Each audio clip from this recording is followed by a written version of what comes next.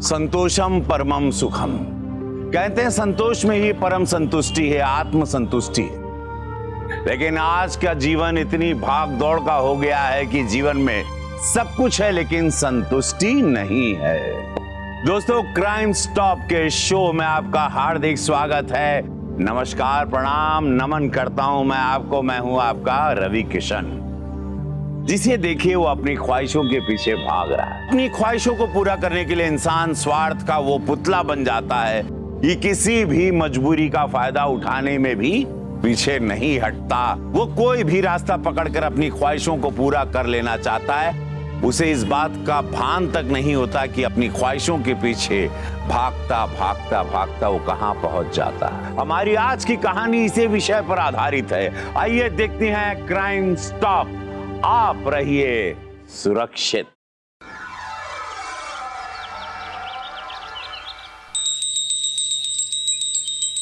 नावतारं संसार सारं भुजगेन्द्रहारं सदा वसन्तं हृदयारविन्दे भवं भवानी सहितं नमामि। त्वमेव माता च पिता त्वमेव बन्धुश्च सखा त्वमेव विद्या द्रविणं त्वमेव सर्वं मम देव देव।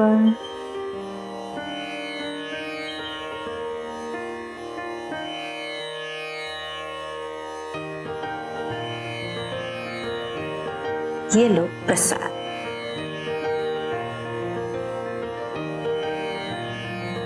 खुश रहे बेटा। बेटा थोड़ी चाय भी बना दे। जी माँ जी, अभी लाती।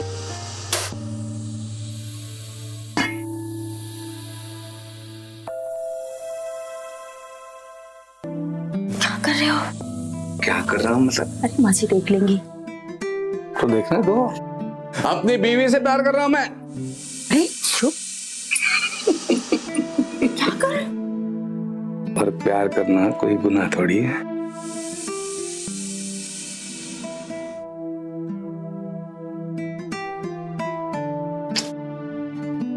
सुनो, बोलो।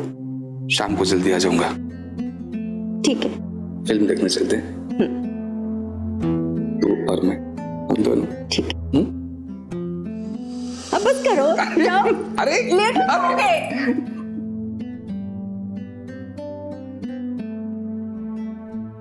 प्यार करना गुनाह थोड़ी ना होता।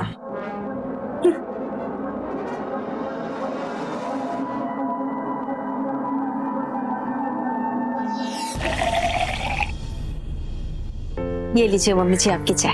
हाँ दे बेटा। मम्मी जी मैं एक काम से बाहर जा रही हूँ, थोड़ी देर में आती हूँ। चल ठीक है, संभाल के जाना बेटा। हाँ, आप अपना ध्यान रखना है। बोल, आराम से जा।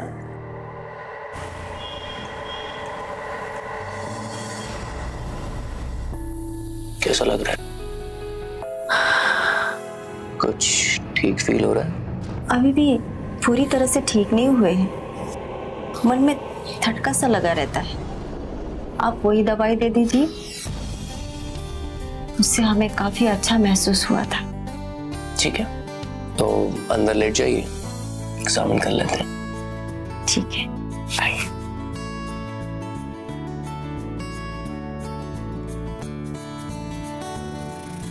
लेट जाइए।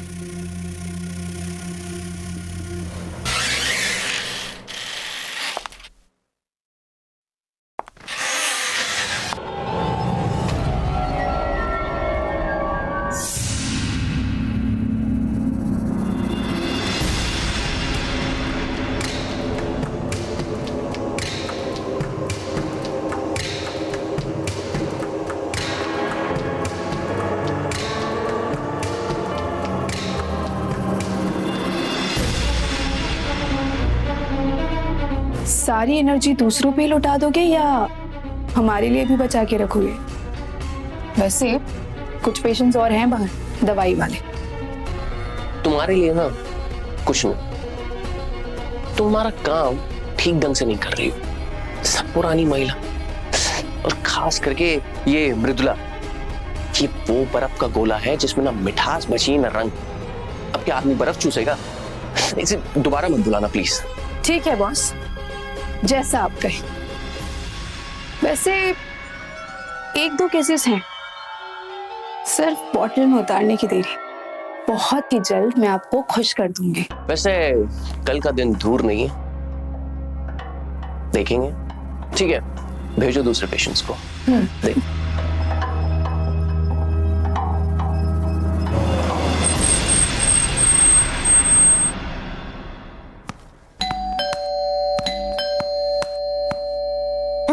आराम से।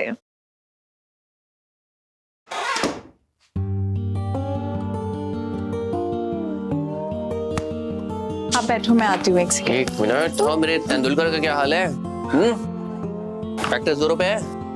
हाँ पापा, क्या बात है। फ्रंट फुट तो ऐसे ही करते हैं ना, बिल्कुल जैसे आपने बताया था। सीधा बॉल बाउंड्री के बाहर, सिक्सर। क्या बात है, क्या बात है।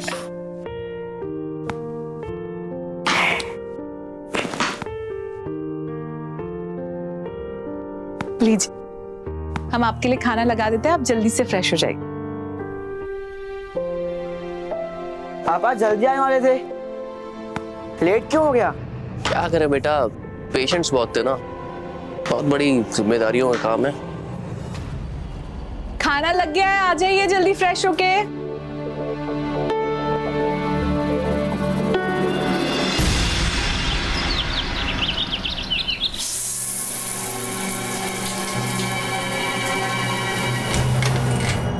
सुनीता, टॉवल देना प्लीज। हाँ लाई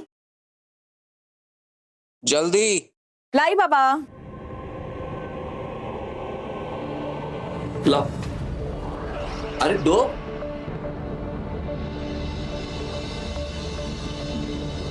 टॉवल।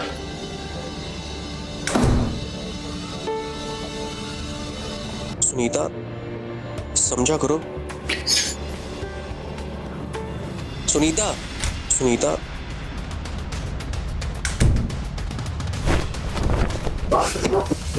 मेरी बात सुनो। देखो, आज पेशेंट्स बहुत ज्यादा है, समझा करो, मुझे जल्दी जाना है। हर बार आपके पास कोई नया बहाना होता है ना आशु। जल्दी जाना है, मूड नहीं है, थका हुआ हूँ, वगैरह वगैरह। सच सच बताना आशु, कोई और मिल गई है क्या? क्या बकवास कर रही हो तुम? वही बोल रही हूँ जो आप सुन रहे हैं। देखो, हर एक चीज का ना वक्त होता है। और आपके पास तो इस चीज के लिए कभी वक्त होता ही नहीं है ना। रात में कहते हो कि थका हुआ हूँ, दिन में कहते हो कि मूड नहीं है। देखो सुनीता, प्लीज चुप हो जाओ। रोज रोज ना मैं एक ही बात पे बहस करके अच्छा नहीं लगता। अच्छा तो हमें भी नहीं लगता आशु कि रोज रोज हम खुद को सामने से आजमाते रहे कि पता नहीं जनाब कब मेहरबान हो जाएंगे। तुमसे तो ना बात ही करना बेकार है। हाँ, अब हमसे बात करना भी बेकार है। खैर, जाने से पहले नाश्ता तो करके जाओगे ना, कि उसका भी मूड नहीं है। नाश्ता तुमने सुबह सुबह पड़ोसी दिया है।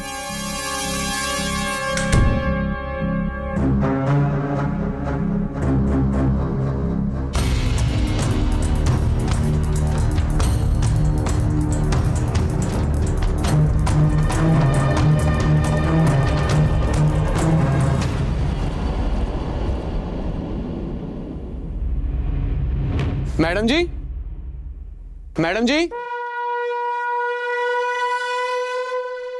मैडम जी, ये लीजिए कपड़े, और हो तो दे दीजिए। हाँ ठीक है, ये यहाँ पे रख दो और ये नए कपड़े रखे, इससे ले लो।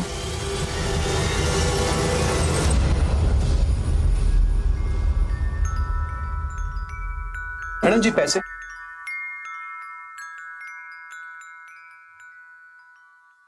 मैडम जी ये तो ज्यादा है।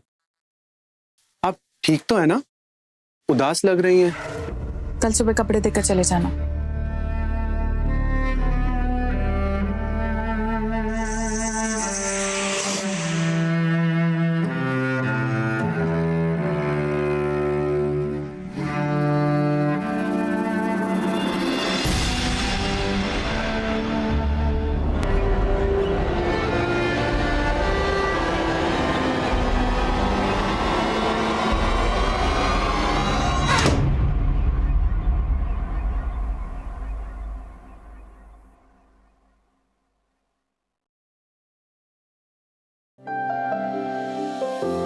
आपका ये फॉर्म भर लेते हैं जी। इसमें हर एक कॉलम को फिल करना जरूरी है ताकि डॉक्टर साहब आपकी बीमारी को अच्छे से जान पाए और आपको एक बेहतर इलाज दे सके। जी मैडम। ठीक है, तो शादी को कितने साल हुए हैं आपके? यही कोई 4 साल। और पति साथ में रहते हैं? नहीं, मेरे पति साथ में नहीं रहते, वो मर्चेंट नेवी में है। 6 महीने की छुट्टी पे कई 1 महीने पे आते हैं। ओके। एंड बच्चे कितने हैं आपके? अभी तो मेरा कोई बच्चा नहीं है। पति के साथ शारीरिक संबंध बनाते हुए कितना टाइम हो गया आपको? वो अरे घबराओ नहीं, ये जरूरी क्वेश्चन है। 3 महीने। ओके, बाकी सारी डिटेल्स तो आपने भर दी है। अब आपकी फोटो ले लेते हैं। फोटोज? वो क्यों? अरे हाँ, वो आपकी फाइल बनेगी ना, तो उसमें फोटो की भी जरूरत है। Oh okay. Okay, smile.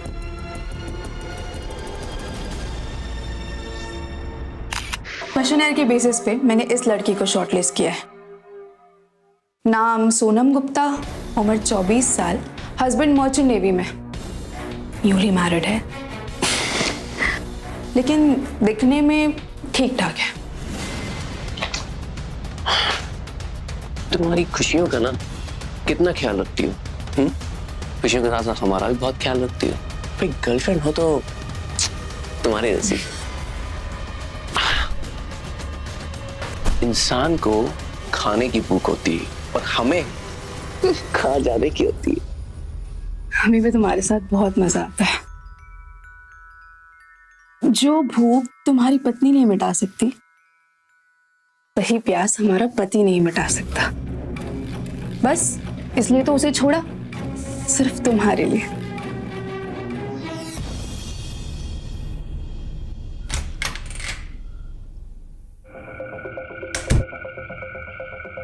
अरे सुमी, तुम कब आए? हर्ष में अभी आया, वो मम्मा ने खाना भेजा है। पापा के लिए? हाँ, वो डैड बिना नाश्ता किए चले आए थे। क्यों? घर पे फिर कोई झगड़ा हुआ क्या? हाँ यार, अब तो ये रोज की बात हो गई है। मॉम डैड के बीच झगड़े होते ही रहते हैं। पापा के पास मम्मी के लिए समय नहीं है और मम्मी इसी बात की झगड़ती रहती है। अच्छा सुमी, एक बात बोलूं? इसमें ना सारी गलती तुम्हारी मम्मी की है। I mean, तुम्हारे पापा को देखो, दिन भर तुम्हारे लिए, तुम्हारी मम्मा के लिए कितना काम करते हैं, घर चलाते हैं, पैसे कमाते हैं, और तुम्हारी मम्मा घर में सिर्फ आराम करती है। अरे थोड़ा समझना चाहिए, थोड़ा एडजस्ट करना चाहिए, ये नहीं कि झगड़ने बैठ जाओ। तो तुम बताओ रश्मि, मुझे क्या करना चाहिए? तुम्हें ना अपने मम्मा को समझाना चाहिए।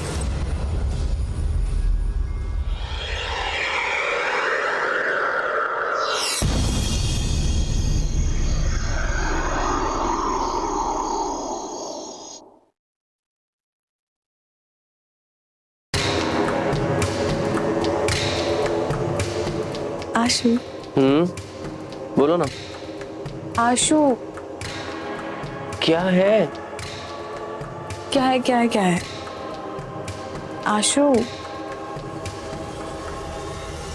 आशु।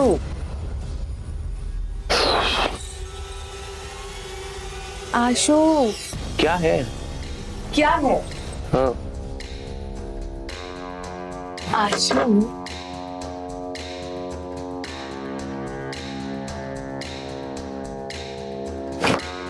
क्या है? क्या है? अपने पति को प्यार करना है, और क्या है? सुनो, मुझे ना पेशेंट की अर्जेंट रिपोर्ट भेजनी है, प्लीज। क्या प्रॉब्लम है आशु? पत्नी है हम, कब तक हमसे ऐसे ही दूर दूर रहेंगे आप? कब तक हमें ऐसे बार बार ठुकराते रहेंगे? आखिर पता तो चले प्रॉब्लम क्या है, नाराजगी क्या है हमसे? अरे कोई नाराजगी नहीं है, बस मूड नहीं है। कब मूड होगा आपका? कम ऑन सुनीता, फिर से शुरू मत हो जाना। शुरू तो आप हो चुके हैं, अब हमें करने का मन है तो हम क्या करें बताओ आप? मैं नहीं जानता, वीकेंड में देखते हैं। वीकेंड में देखते हैं।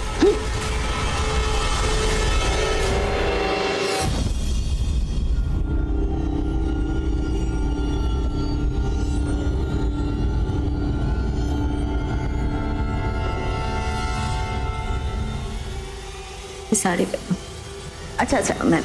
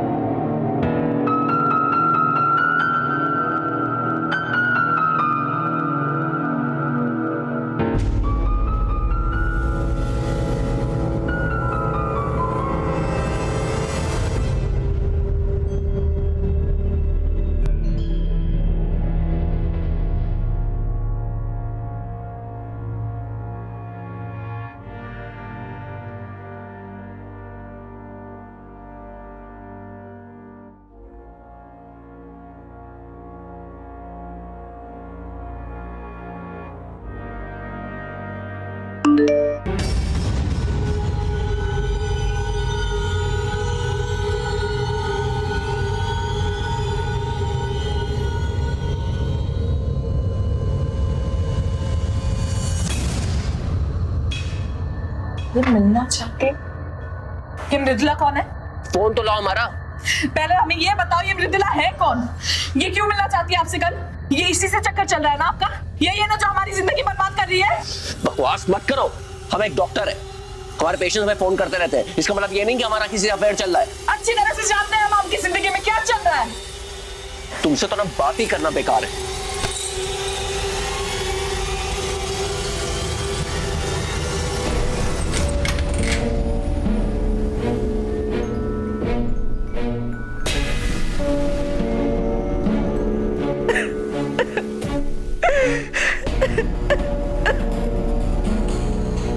मॉम, आप डैड से रोज झगड़ा करते हो, आप डैड को क्यों नहीं समझते?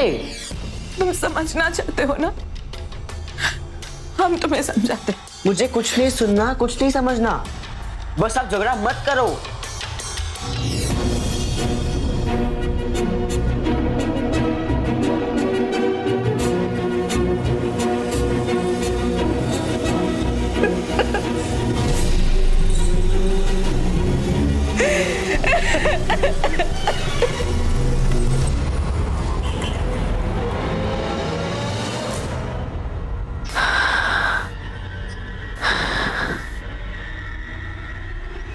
कब आ रहे हैं आपके पति? कुछ पता है नहीं है। हम है ना, चले। रश्मि, मुझे डॉक्टर साहब से मिलना है। डॉक्टर साहब आज क्लिनिक में नहीं है, वो तुमसे नहीं मिल सकते। ऐसे कैसे नहीं मिल सकती? अगर डॉक्टर साहब नहीं है तो ये सब क्या तुम्हारा मुंह देखने के लिए बैठे हैं यहाँ पे? देखो, मुझे बहुत जरूरी बात करनी है, प्लीज जाने दो अंदर। देखो, आज के सारे अपॉइंटमेंट्स पूरे हो चुके हैं, तुम घर जाओ, मैं तुम्हें कॉल करके बता दूंगी। तो तुम्हारी प्रॉब्लम क्या है? पहले तो मुझे बड़ा कॉल करके बुलाती थी, अब क्या हुआ? अब ये सब लोग उनसे मिल सकते हैं लेकिन मैं डॉक्टर साहब से नहीं मिल सकती, क्यों? जाने दो मुझे। नहीं, तुम नहीं जा सकती अंदर। देखो, सीधी तरीके से निकलो यहाँ से, वरना क्या कर लोगी? वरना तुम्हारी ये रासलीला के किस्से तुम्हारे पति को बता दूंगी। सब पता है हमारे पति को, तुम्हें बताने की जरूरत नहीं है। अच्छा, पति को पता है ना, सारी दुनिया को तो नहीं। देखो, सीधी तरीके से निकल जाओ यहाँ से, कोई तमाशा मत करो। देख लूंगी तुम्हें।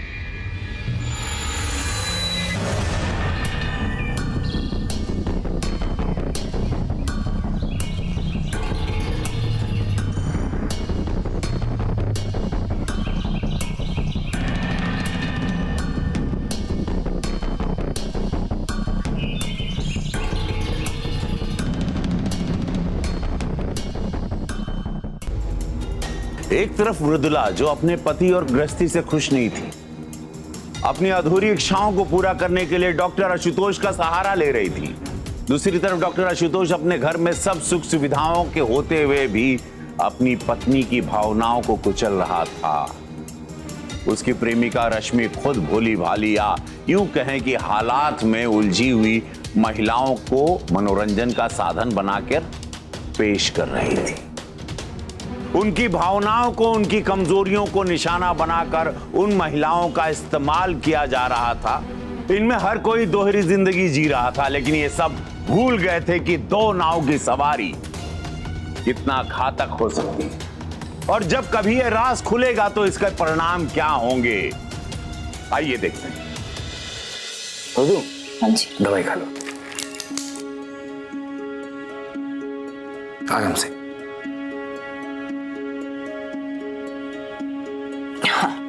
और सुनो, आज से तुम्हारा जो भी काम है हमें बता दो, हम कर देंगे। ठीक। क्योंकि हम नहीं चाहते मेरी पत्नी ऐसी हालत में कुछ काम करे। Thank you. अभी आराम करो, कल हम खुद ले जाएंगे तुम्हें डॉक्टर के पास। जल्दी ठीक हो जाओगी। आराम करो।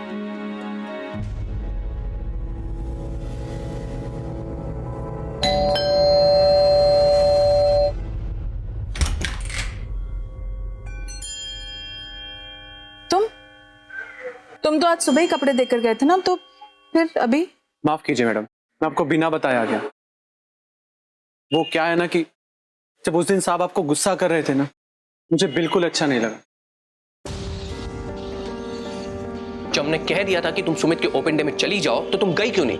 क्योंकि सुमित चाहता था कि हम दोनों उसके स्कूल साथ में जाएं और स्कूल के बाद उसके साथ कहीं कहीं खाना खाने जाए साथ में। अपने मन की बात को ना सुमित पे मत डालो। हम जानते हैं तुमने ऐसा क्यों किया है। हमारी दूसरी बातों का कोई तुमने बदला निकाला है। क्या बोल रहे हैं आप? जो मन में आ रहा है बोले जा रहे हैं। भला हम आपकी बात का बदला सुमित के स्कूल ना जाकर क्यों निकालेंगे? देखो सुनीता, कान खोल के सुन लो, जो तुम कर रही हो ना वो ठीक नहीं है। देखो तुम्हारा मन अगर इस घर में नहीं लग रहा है ना तो अपने मम्मी घर पे चली जाओ प्लीज। ये रोज रोज का तमाशा मत करो यहाँ पर।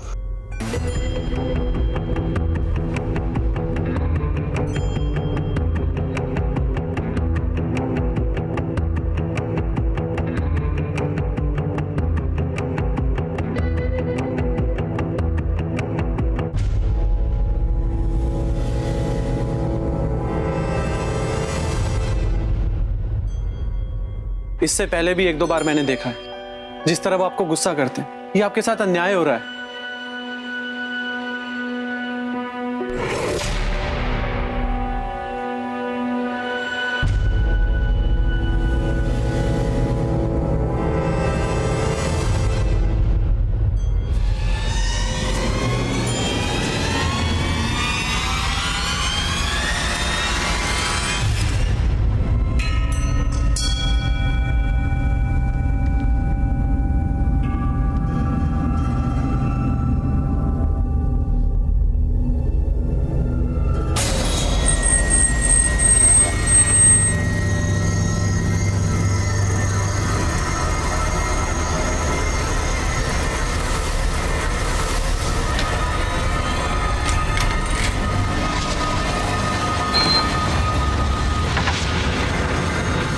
सुनीता! आशुतोष तुम कब?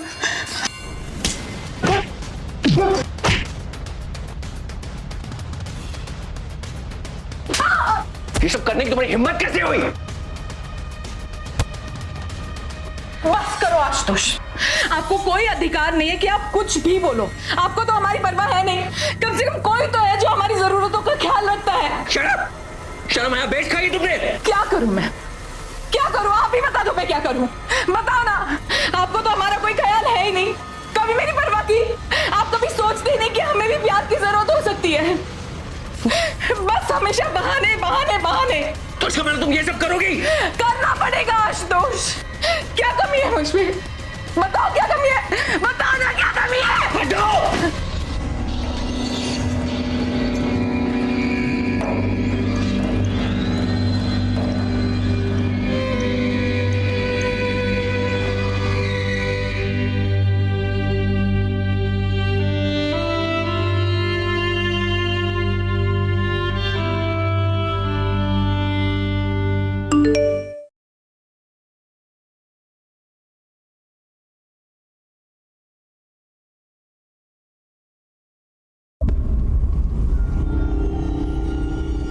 मैडम, मैं आपके घर के सामने खड़ा हूँ, आपका इंतजार कर रहा हूँ, मिलना है आपसे।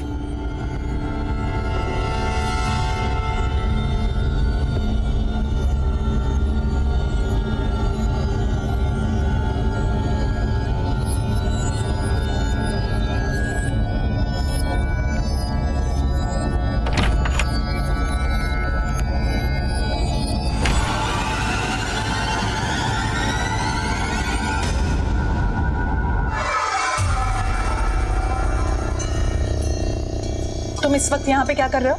और क्या है ये सब? मैडम, मम्मी आपकी चिंता हो रही थी। उसने आपको फिर से मारा ना? ये आपकी आंखें सूजी क्यों? 1 मिनट शंकर, अपनी हद में रहो, ठीक है?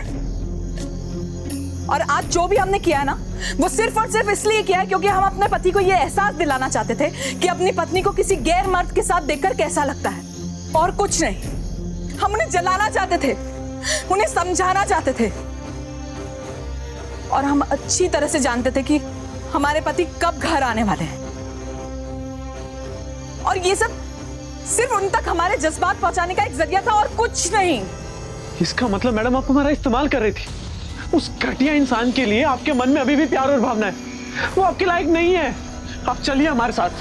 शक्कर, अपनी औकात में रहो और अपनी जुबान संभाल के बात करो। पति है वो हमारे, और हमारी निजी जिंदगी में तुम्हें कुछ भी बोलने का कोई अधिकार नहीं है। भले ही वो एक पति का फर्ज नहीं निभा रहे होंगे, पर वो एक पिता का फर्ज बखूबी निभा रहे हैं, और हम अपने बेटे की खुशी के खातिर उनके सारे गुनाहों को माफ कर सकते हैं। बस हम ये चाहते हैं कि वक्त रहते सब कुछ संभल जाए।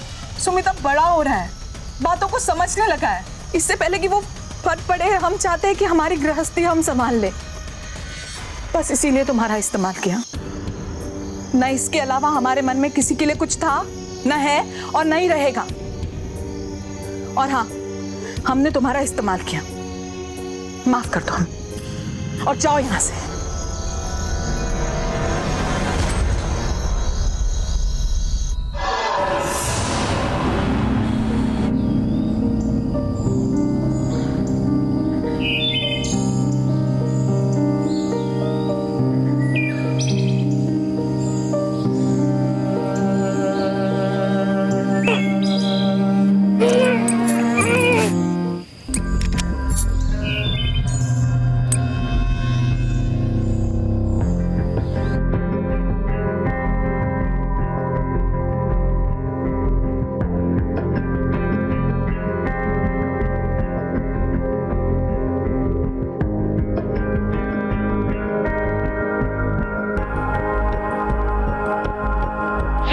इस वक्त व्यस्त है, कृपया थोड़ी देर बाद डायल करें।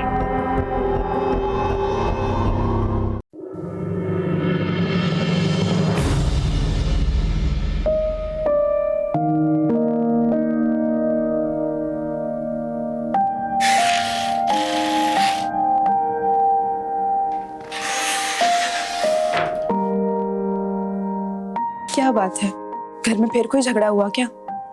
एक सेकंड, मैं तुम्हारा मूड अभी ठीक कर देती हूँ। अभी नहीं, हम ये सब बंद कर देना चाहते हैं। हम पराई औरतों के चक्कर में पड़कर हमने अपने ही घर में आग लगा दी, अपनी पत्नी को धोखा दिया। हमारी करतूतों की वजह से सुनीता हमेशा हमसे लड़ती है, जिसका असर हमारे बेटे पे पड़ रहा है। हम अपनी पत्नी को खुश देखना चाहते हैं। पत्नी पत्नी पत्नी, तुम भूल गए कि तुम्हारे लिए हमने अपने पति को छोड़ा। मन भर गया ना हमसे? हमसे नहीं, ये दोहरी जिंदगी से। इसलिए हम तुम्हें भी ये कहते हैं कि अपनी गृहस्थी संभालो, अपने पति के घर लौट जाओ। हमने तुम्हारे लिए जाने क्या कुछ नहीं किया। तुम चाहते थे कि तुम्हारी वो पत्नी तुम्हें घर जाकर परेशान ना करे, इसलिए उसे दूर रखने के लिए तुम्हारे बेटे के कान भरे, ताकि वो अपनी माँ को ही दोषी मानता रहे। क्या तुमने सुमित के कान भरे? क्यों किया तुमने ऐसा? तुम्हें अपना बनाए रखने के लिए हमने ना जाने क्या कुछ नहीं किया, और तुम आज ये कह रहे हो? हमने फैसला किया, हम हमेशा हमेशा के लिए दिल्ली चले जाएंगे, इस शहर से बहुत दूर। फाइन, अगर तुमने तय कर ही लिया है तो ठीक है, लेकिन मुझे मत छोड़ना प्लीज। मुझे माफ कर दो, मैं तुम्हारे बिना नहीं जी सकती। मुझे भी अपने साथ दिल्ली बुला लो प्लीज। मैं तुमको बहुत प्यार करती हूँ।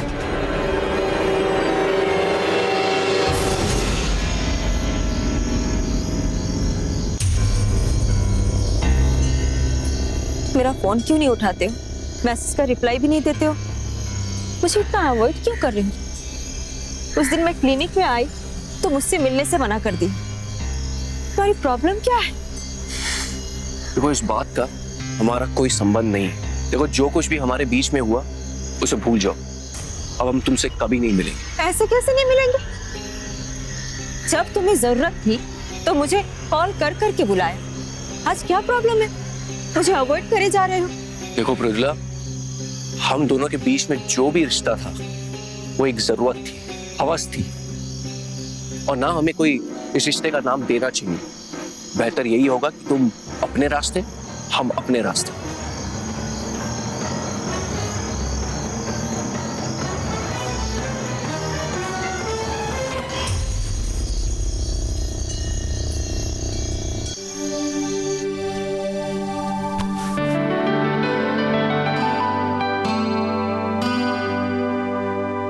अरे हाँ जी, ये चमत्कार कैसे हो गया?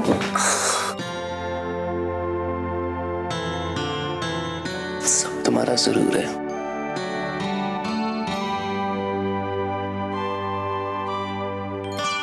I'm sorry, मुझे माफ कर दो। हम अपने रिश्ते को फिर से खोजने की कोशिश कर रहे हैं। हम चाहते हैं कि तुम हमारा पूरा साथ दो। आपको शायद पता नहीं है, हम भी इसी चीज के लिए तरस रहे थे।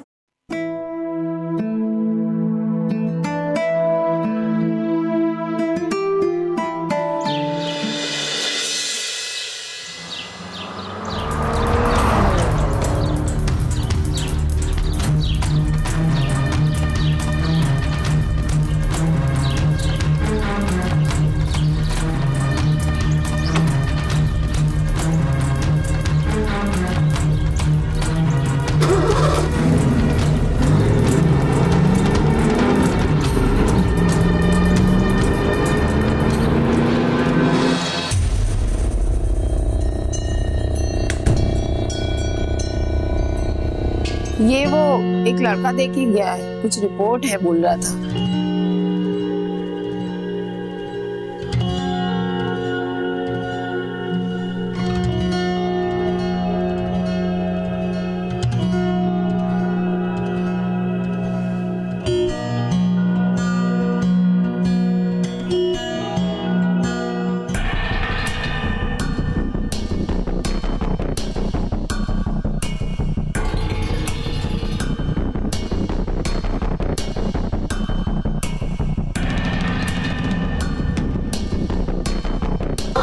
प्रेग्नेंट?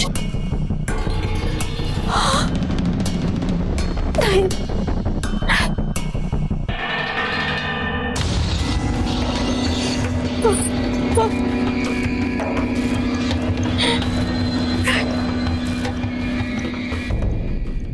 सुनीता ने अपनी गृहस्थी बचाने के लिए अपने पति को सही रास्ते पर लाने के लिए एक स्वांग रचा था, जिसमें वो सफल भी हो गई थी। लेकिन जब हम कीचड़ से होकर गुजरते हैं तो उसकी गंदगी भी लगनी लाजमी है। सुनीता ने अपनी गृहस्थी बिखेरने से बचा ली ना भी, लेकिन डॉक्टर आशुतोष के किए हुए पाप इतनी आसानी से उसका पीछा छोड़ने वाले नहीं थे। हर मजा एक न एक दिन सजा जरूर देता। अब सजा का समय आने ही वाला था। देखिए क्या होता। देखो ये क्या है।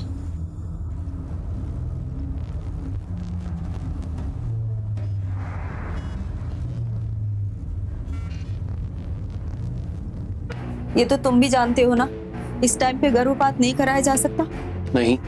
फिर मैं क्या करूं? हम नहीं जानते।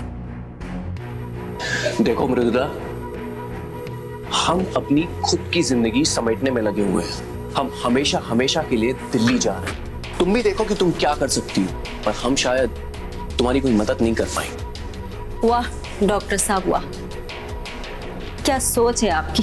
तुम हमें क्यों दोष दे रही हो? हमने तुम्हारे साथ कभी जोर जबरदस्ती की?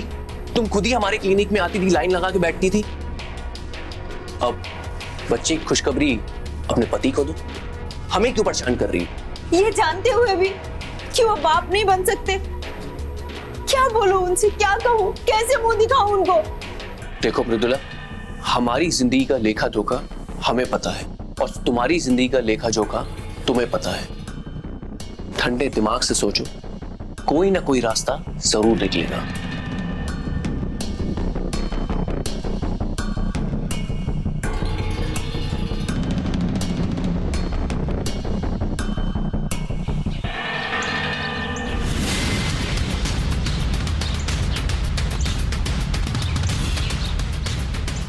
हमने तुम्हारे साथ कभी जोर जबरदस्ती की?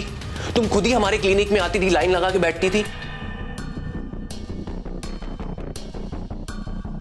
अब बच्चे की खुशखबरी अपने पति को दो, हमें क्यों परेशान कर रही हो? ठंडे दिमाग से सोचो, कोई ना कोई रास्ता जरूर निकलेगा।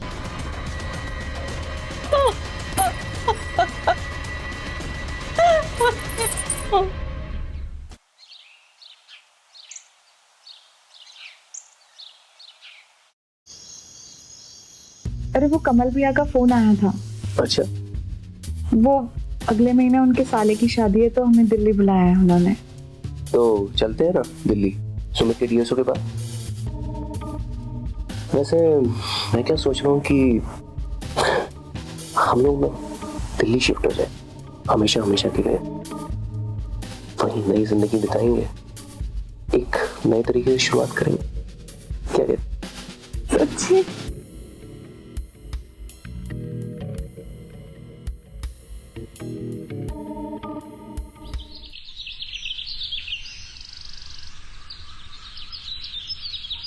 रुदू, रुदू, क्या हुआ? सब ठीक तो है? हाँ ठीक है। अरे हाँ, तुम्हारे रिपोर्ट्स आने वाले थे ना, क्या हुआ? कुछ प्रॉब्लम है? नहीं, सब नॉर्मल है। तो फिर तुम्हारे पेट में बहुत दर्द था, वो खाने में कुछ उल्टा सीधा आ गया होगा। बस इतना सही था? तो ऐसे उधेड़पन में क्यों बैठी हो? बस अपने आपसे रिश्ते के बारे में सोच रही थी। अपने आपसे रिश्ते के बारे में?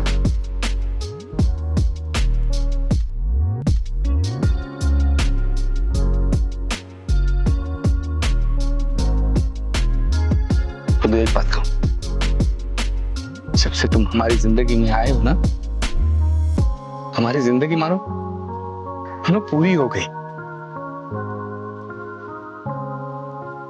मुझे मेरी किस्मत से कोई गिला शिकवा नहीं है, वाकई कोई गिला शिकवा नहीं है, बल्कि फक्र है।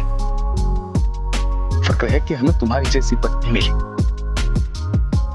बहुत प्यार करते हैं आपसे, बहुत प्यार करते हैं।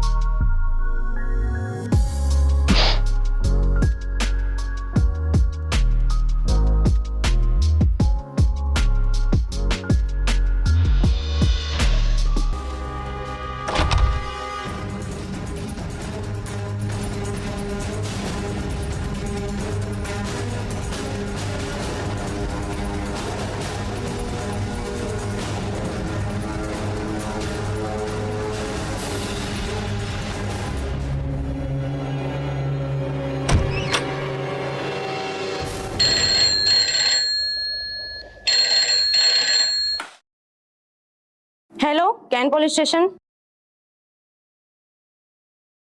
क्या?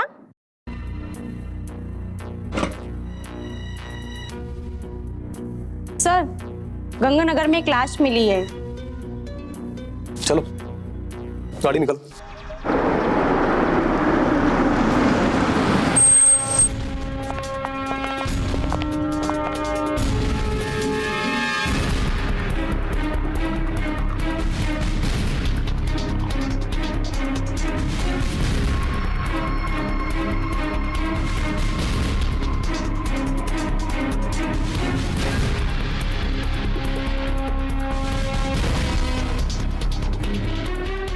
रश्मि,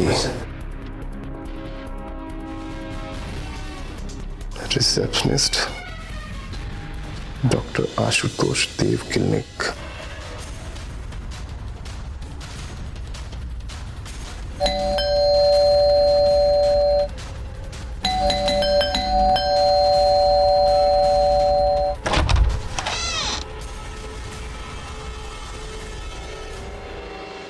डॉक्टर आशुतोष, मैं सब इंस्पेक्टर रुद्र प्रताप। जी कहिए, क्या बात है? कुछ पूछताछ करनी है। जी अंदर आइए।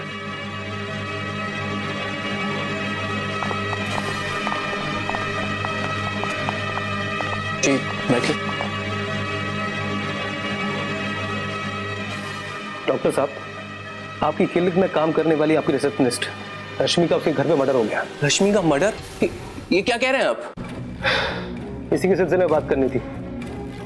उसकी किसी से दुश्मनी, रंजिश या कोई ऐसी इंफॉर्मेशन जो हमारे काम आ सके? जी हम नहीं जानते। रश्मि को आखिरी फोन आपने किया था ना? जी किया था, पर उसने फोन नहीं उठाया। क्यों किया था? फोन करने की वजह क्या थी? वो एक्चुअली हमारे क्लिनिक में किसी ने तोड़फोड़ कर दी थी। हम यही जानने के लिए उसे फोन कर रहे थे, पर किसी ने फोन उठाया नहीं। तो हमने सोचा जब वो सुबह हमसे मिलेंगी तो मैं पूछ लूंगा। आपकी क्लिनिक में तोड़फोड़ होगी, आपने पुलिस कंप्लेंट नहीं की? समझ में नहीं आ रहा था कि है ना किसने किया और क्यों किया।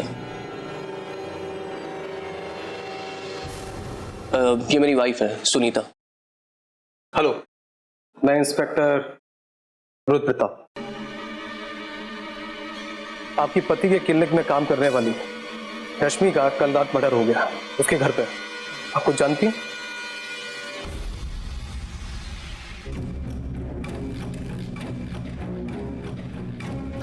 तो डॉक्टर आशुतोष, आपकी क्लिनिक को रात में कौन लॉक करता था? वो रश्मि करती थी। चलिए आपके क्लिनिक चलते हैं, हो सकता है कि वहां पे कोई सुराग मिल जाए। चलिए, मैंने भी सीसीटीवी फुटेज देखा नहीं है तो देख लेते हैं। आइए।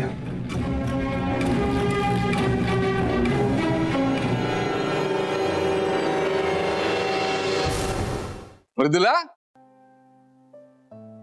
मृदुला कहाँ है माँ? अरे होगी अपने कमरे में। अच्छा अच्छा माँ, मैंने गर्मा गर्म जिलेबी लाई है उसके लिए, आप भी खा लो ना। गरम है, गरम संभाल के। मैं मृदुला को देकर आता हूँ। देखिए मृदुला,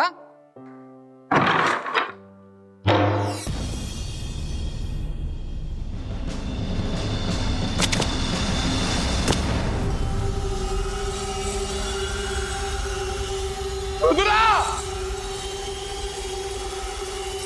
मृदु,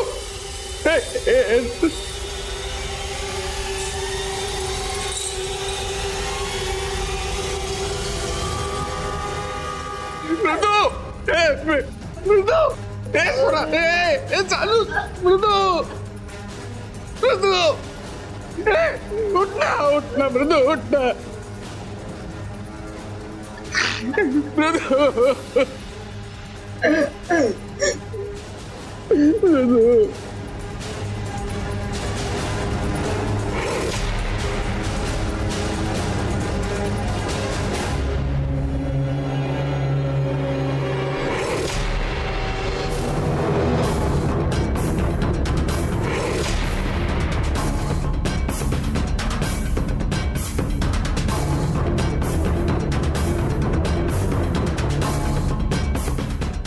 अब कहानी में एक और नया और रोमांचक मोड़ आ गया। रश्मि की हत्या हो गई और डॉक्टर आशुतोष के क्लिनिक में तोड़फोड़। किसने की हत्या, किसने की तोड़फोड़? क्या डॉक्टर आशुतोष के पाप ही अब पलटवार कर रहे थे, या अब भी कोई ऐसा अनजान पहलू था जिस पर अब तक किसी की नजर ही नहीं गई थी? कौन खेल खेल रहा था ये खेल? मामला संगीन था, पुलिस इस मामले को समझना चाहती थी। आइए देखते हैं क्या मामला था। आइए सर, प्लीज।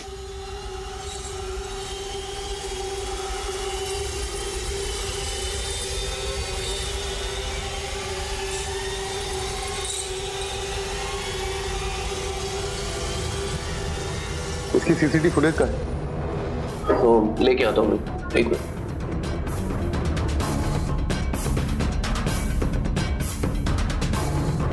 सर्च करो।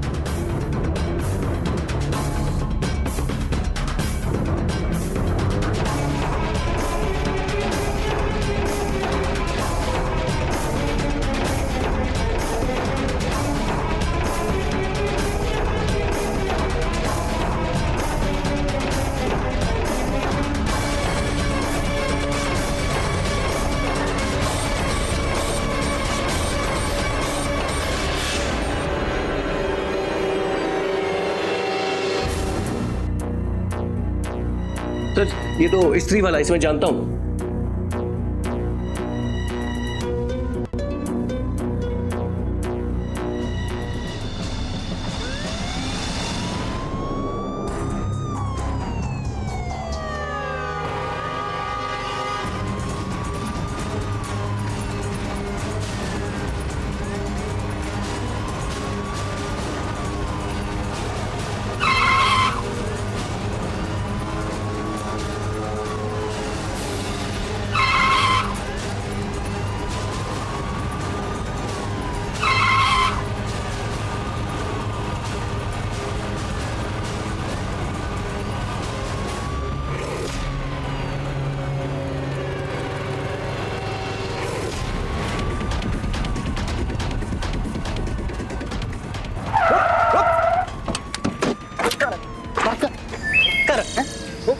लेके जा, डाल अंदर, डाल डाल डाल डाल डाल डाल जल्दी आ, बैठ।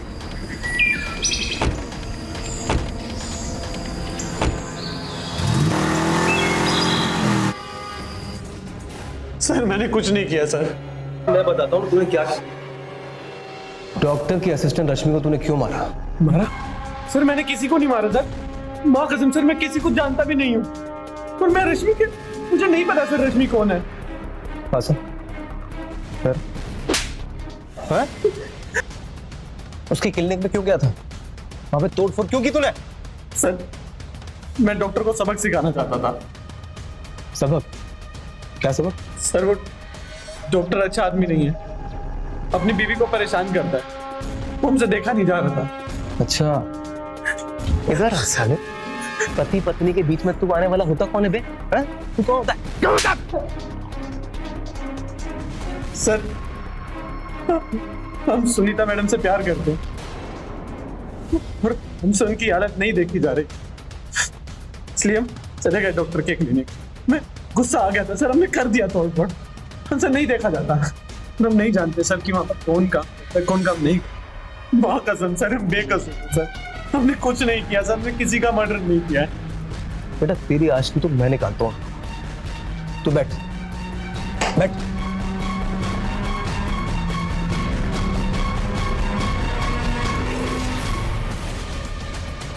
मुझे नहीं लगता कि इसने कुछ किया है, ये तो बेवकूफ है। इसने जो भी किया है बिना सोचे समझे किया है। ये मर्डर तो प्लान किया होगा, देखते।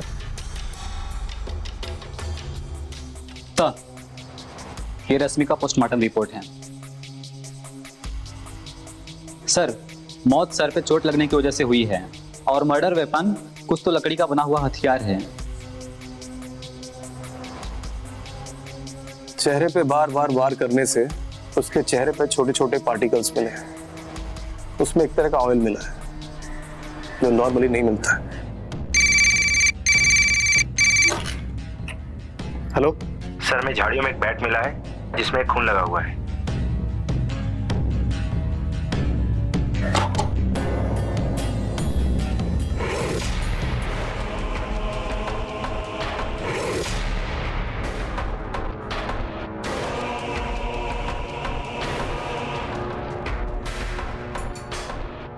Hello hello sir. आप क्रिकेट खेलते हो? जी सर।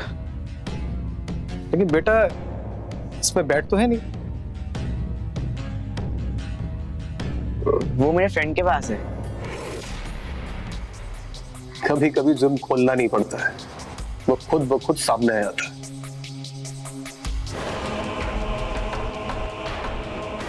बेटा एक बात बताओ, तुमने अपना बैट किस दोस्त को दिया?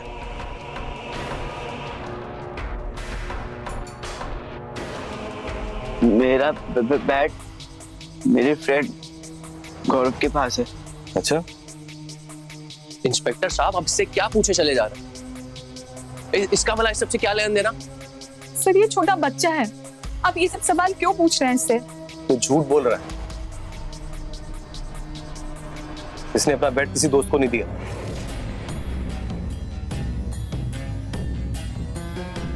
सर्चिंग में बैट मिल चुका है। या तो तुम्हारे दोस्त ने मर्डर किया है या फिर तुमने। अब सच्चाई क्या है वो बताओ।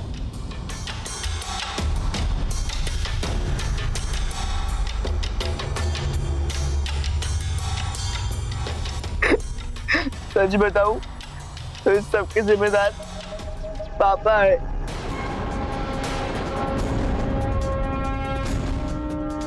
मुझे भी अपने साथ दिल्ली निकलो, तुम जैसा कहोगे मैं वैसा ही करूंगी, तुम मुझे मत छोड़ना प्लीज।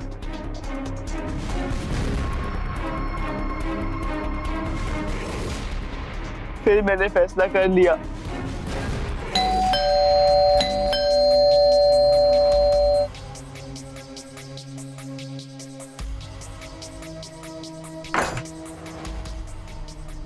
अरे सुमित, तुम यहाँ? अंदर आओ। क्या बात है, सब ठीक तो है ना? क्या बात है, बोलो। मैं कुछ बोले नहीं, बताने आया हूँ। कहो, क्या बताने आए हो? यही कि दोस्ती की आड़ में तुमने मुझसे कितना बड़ा खेल खेला है। एक तरफ डैड को मॉम के खिलाफ उलझा के रखा और दूसरी तरफ मुझे मॉम के खिलाफ भड़का दिया। मॉम डैड के रिश्ते के भी दरार डाली।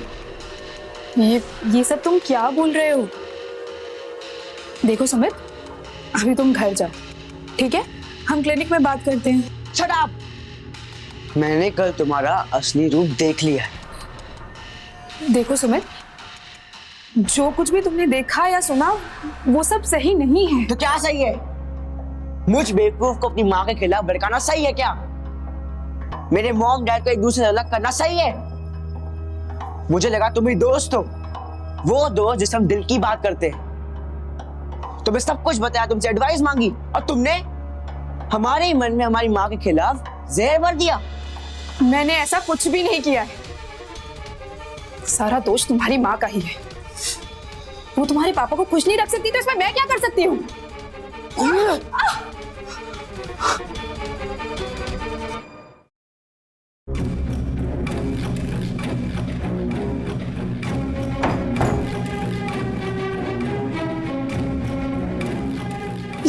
ये तुम क्या कर रहे हो सुमित? देखो, प्लीज मुझे माफ कर दो।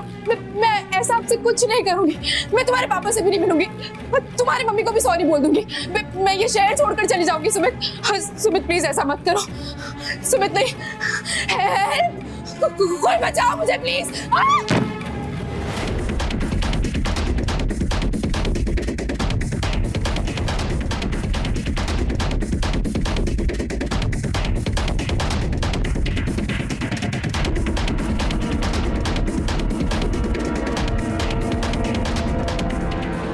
चुप रहे, बिल्कुल चुप रहे। भला उस लड़की के मर्डर से तेरा क्या लेना देना है? हाँ इंस्पेक्टर साहब, इसने कुछ नहीं किया। ये आपके दबाव में आकर ये सब बोल रहा है। इसने कुछ नहीं किया। आप ये छोटे से बच्चे से इतने सवाल नहीं कर सकते हैं। ये गलत है। नहीं, कोई दबाव नहीं बनाया मैडम, ये खुद कन्फेस कर रहा है आपके सामने। नहीं, वो डर गया है वो सबसे। ये सब नहीं किया ना बेटा तूने।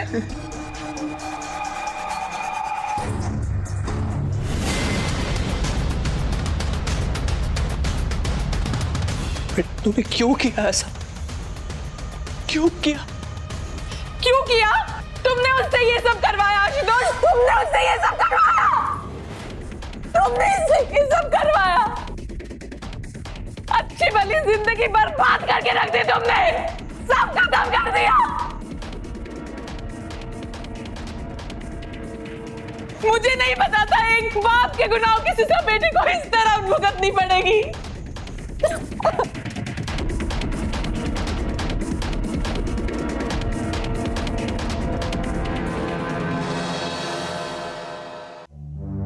कई बार माँ बाप के कर्मों का फल बच्चों को भुगतना पड़ता है, जैसा कि इस मामले में हुआ।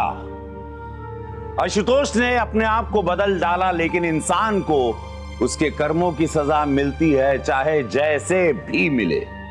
किसी की बद्दुआएं बेकार नहीं जाती। आशुतोष को इस बात का एहसास तो हुआ, लेकिन बहुत देर से। जब दूसरों की मजबूरी का फायदा उठाने वाले और दूसरों की दुनिया उजाड़ने वाले आशुतोष की दुनिया खुद उजड़ चुकी थी। काश कि हम अपने धर्म और समाज की दी हुई सीख के साथ चलें, अपनी मर्यादा में रहें, अपनी इच्छाओं को नियंत्रण रखें, तभी समाज को इस तरह के जुर्म से निजात मिल पाएगा। मिलते हैं अगले एपिसोड में क्राइम स्टॉप। आप रहिए सुरक्षित। जय हिंद, भारत माता की जय।